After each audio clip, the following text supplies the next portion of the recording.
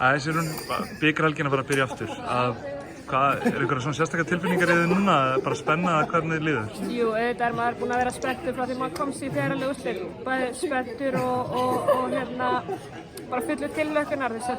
Maður í þessu fyrir þessa leiki og þetta kannski svona stærstu leikirnir og mun vera stærsti leikurinn hingað til að þessu tímabili sem við munum spila. Þannig að við erum mjög spenntar og ég sérstaklega spennt. Ég held að þú ræddir í seinasta viðtali svona skallagríms aðdáendur og áhorfendur og áhengendur.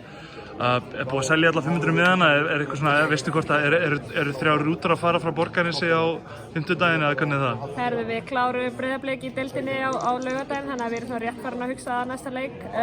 Já, ég vona að miðasalan gangi mjög vel og það verða sætaferðir og allt þetta.